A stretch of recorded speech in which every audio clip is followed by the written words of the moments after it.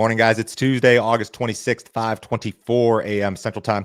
Welcome back to Grain Markets and Other Stuff. Mackenzie, did you know that this is the biggest grain market podcast on planet Earth? I didn't know that. No. It's also the biggest grain market YouTube channel on planet Earth. And I only know this because my dad is obsessed with Grok. He talks to the Grok app, and the Grok app talks back to him, and it's a woman's voice. So I Oh. think he believes that Grok is like flirting with him. But he texted me the other day and he said, "Did you know that your channel's like the biggest one out there?" I said, "Yeah, I had an idea." And it's not quite the flex that you think that it is. It's like being the fastest turtle. Like we're in a space that's incredibly tiny. You Yeah. know, 1/100% of the population cares what corn prices do every day, but we'll take it, I guess. That being said, we do have a plea for you today. About half of you guys who have watched our channel on YouTube over the last 28 days are not subscribed to the channel, which is a travesty. Guys, hit the subscribe button for us. Help us out. Turn on the notifications if you want to be notified when our videos are posted. Also on Apple Podcasts, I know a lot of you guys are listening on the podcast apps. Do me a quick favor and leave us a rating or review. Review would be preferable. And just say, hey, we love the show, or hey, we hate the show and you suck, but we still listen to it for some reason. But in any case, we could use your help with that stuff. Let's get into the show here. The grain markets are mixed this morning. I'm not going to run the quotes. It's pretty quiet. We've got some cash soybean stuff to start off with. So the ongoing trade war with China is pressuring U.S. soybean demand and basis levels. China's absence from the new crop soybean market is hitting Northern Plains farmers especially hard, as their soybeans would typically flow through local elevators to the Pacific Northwest for export. With no basis posted for PNW delivery, elevators that depend on that demand have sharply reduced their bids. As a result, basis levels across several states are historically weak, in some cases, the lowest since the 2018 trade war. Adding to the pressure is the USTR 301 China vessel fee program that is set to begin in mid October. Global shipping lines are already adjusting routes and schedules in anticipation of higher U.S. port costs. Here's a soybean basis map, and this is like, I think, cash bids for spot. But cash soybeans are near or below $9 per bushel in a lot of areas of North Dakota. I pulled a couple locations this morning. CHS Sun Prairie, which is like the central to north central part of North Dakota, $1.55 soybean basis, $8.97 cash price. And it was actually quite a bit worse than that before this little pop in the soybean market. So you can see it on a map. It's easy to imagine the beans out of North Dakota and parts of South Dakota and western Minnesota. They get put on a train, they get sent out to the PNW, and they get shipped to China, except they're not getting shipped to China. They're not getting shipped anywhere. So they're kind of stuck. And you've got a situation where some of these elevators, they may not even accept new crop soybeans. That's how backed up this thing has become. China has zero new crop U.S. soybean purchases on the books. Last year, they had 2 million metric tons. 2 years ago, they had 5.1 million metric tons. 3 years ago, they had 9.7. In 2021, they had 5.8. In 2020, they had nearly 12 million metric tons of U.S. soybeans on the books. We are headed into the end of the marketing year. The end of the marketing year essentially is the end of this week, and we could very easily go into the end of the marketing year without any Chinese purchases of new crop U.S. soybeans on the books, which is probably the first time that that's ever happened, like in the modern era. The book overall of U.S. soybean export sales is very bad, second worst of the last 10 years. We've obviously had some other buyers step up, but they haven't filled the void that China has left. So we very much hope that China comes in and buys soybeans. I know we've got a lot of political obstacles and tariff obstacles to that. It was reported last week, and this isn't good news, that Xi Jinping is going to skip, the way that it sounds, this meeting of Asian leaders that's going to be in Malaysia in October. And there was some hope that him and Trump would get some FaceTime and maybe sort things out, but that appears unlikely. Some people thought that was maybe a bearish input yesterday. So this is not good news for the soybean grower, really anywhere, but especially in the Northern Plains. Here, I'll run one example for you of what's going on. So let's just assume, for the sake of demonstration, soybean production in North Dakota is 1150 per bushel. That's probably fair-ish. It's highly variable, of course. USDA says the state average yield is going to be 36 bushels per acre. If you're a 1,000-acre soybean farmer, that means you're going to lose $90,000 on 1,000 acres. And a lot of the farms in North Dakota are a hell of a lot bigger than the farms in the Corn Belt. So you might have a guy who's farming 10,000 acres of soybeans who's going to lose $900,000. It's pretty scary, and just reflects the environment of Brazil getting bigger, the trade war, all of these dynamics, all kind of adding up to just this terrible, terrible financial situation for farmers all across the country, but especially in those areas. The Wall Street Journal published an article this week examining the challenges facing U.S. farmers.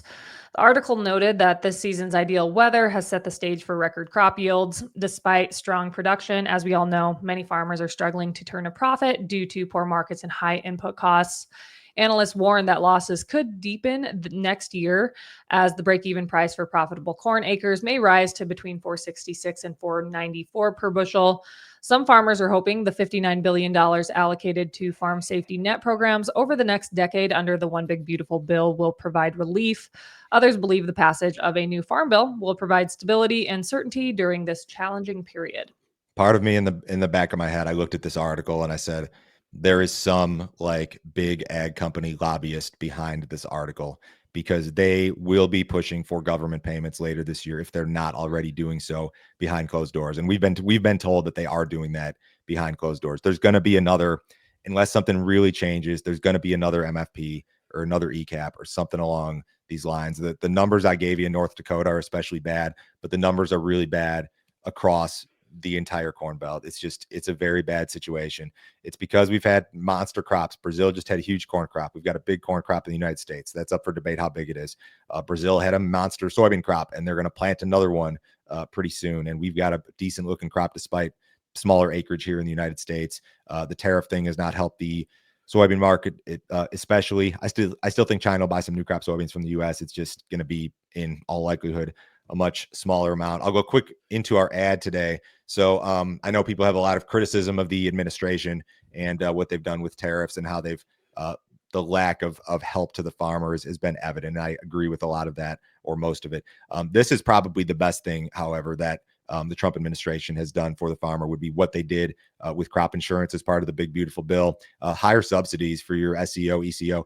Paul Neiffer went through the details yesterday and ran through exactly how much money you can expect to save in your crop insurance for 2026. It's pretty substantial stuff. And this is helpful for the farmer. Absolutely. If you guys want to see the premium stuff, go to standardgrain.com. You can sign up this morning. This is a $50 per month subscription. You can cancel at any time. There's no other fee, no other obligation. Nobody will try to sell you anything else. We just want to charge you $50. We want to send you all our content. We do 10 episodes a week. Only 5 of them are here on YouTube and on the podcast app. The other 5 are only available to premium subscribers. And those are really, that's the real good information. Everything that we do here is generally publicly available information. We talk about the news. I add some color to it. But if you want to get some stuff that's really not available anywhere else, the premium stuff is where it's at. So help us out, support the channel, give that deal a shot this morning, guys. Brazil's second corn harvest is nearing completion. According to well-followed private group Ag Rural, 98% of the crop had been harvested as of last Thursday, up from 94% the prior week. Harvest had already been completed last year at this time.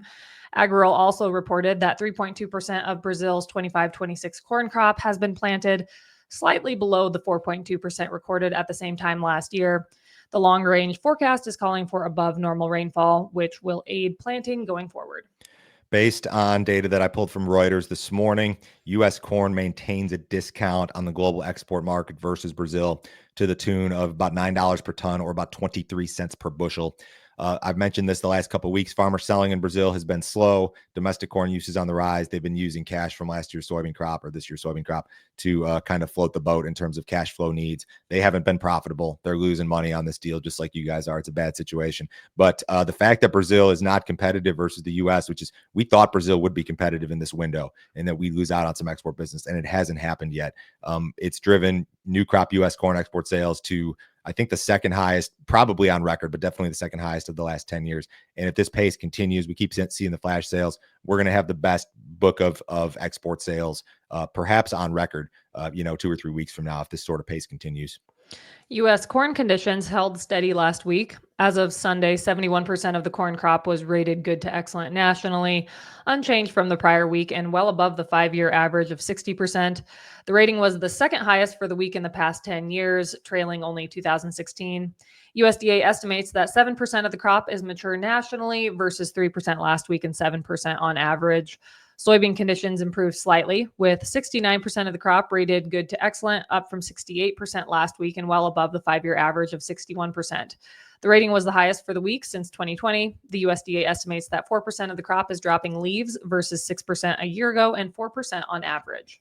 Looks good from the road. That's what this would tell you, and that's what crop ratings are. It's a view from the road. I think that especially perhaps following the crop tour last week, people are now going with the notion, and I think traders and analysts are coming to perhaps the realization that yes, it does look good from the road in many areas, but when you get into the fields, especially in parts of the Eastern Corn Belt, you're seeing a crop that's maybe more closer to average. So I think that the general consensus among the trade right now is that USDA is too high with its corn yield estimate, despite what the crop ratings would indicate. Soybeans, I think the verdict is still out. There's some really great potential out there. And if some rains are caught here the next couple weeks, it could be really a fantastic soybean crop. I understand the Eastern Corn Belt's turned dry, and those guys are dying for a rain in some parts of Ohio and Indiana. We'll see if they get it. What about wheat? U.S. spring wheat conditions slightly declined last week. As of Sunday, 49% of the crop was rated good to excellent nationally, down from last week's rating of 50% and below the 5-year average of 63%. The crop is 53% harvested compared to 36% last week and 54% on average. Meanwhile, the U.S. winter wheat harvest is basically complete, with 98% of the crop harvested nationwide through Sunday versus 94% the prior week and 98% on average. The only states where harvest is not complete are Idaho, Montana, Oregon, and Washington. My hope with the wheat market right now, and it's I don't even know if it's a hope. What I'm kind of thinking could happen is that, okay, we're getting to the tail end of winter wheat harvest. We're halfway through with spring wheat harvest. Maybe what has to happen here, the prices suck. Like I think Kansas City wheat futures posted fresh lows again overnight. Maybe what has to happen here is the farmers got to get into harvest and puke a bunch of bushels into these low prices. And maybe that's how you put a bottom in. I mean, that's the best thing I can think of.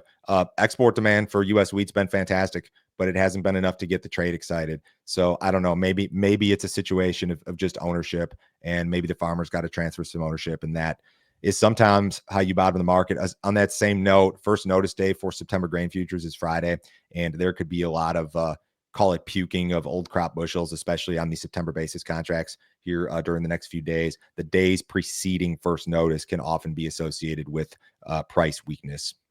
U.S. corn shipments were near the upper end of pre-report expectations last week. USDA reported that 51 million bushels of corn were inspected for export during the week ending August 21st. The print was up 24% compared to the previous week and up 39% versus the same week last year. Soybean shipments were reported at 14 million bushels.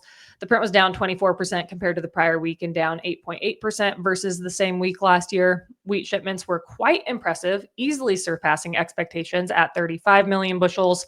The print was up a whopping 136% versus the previous week and up 71% compared to the same week last year. Corn shipments phenomenal, no surprise there. Soybeans kind of just average-ish. Wheat was absolutely phenomenal. And again, I mentioned we got the best book of export sales in 10 years. We're way out ahead of where we need to be to hit USDA's projection. We got a lot of marketing year left to go, but does the market care? No, absolutely not. It's very, very, very frustrating. What did cattle do yesterday? Cattle futures were mixed. Live cattle were $1.10 lower to 80 cents higher. Feeders were $1.92 lower to 50 cents higher. Box beef prices were higher. Choice was up 58 cents at 408.49, and Select was up 172 at 385.38. Outside markets are pretty quiet. The Dow's off 54 points. The S&P's down 2.5. Treasuries are just a little bit lower. U.S. dollars off marginally. Crude oil is down $1.12 in the October WTI at 63.68. Have a great day, guys. We'll be back on Wednesday.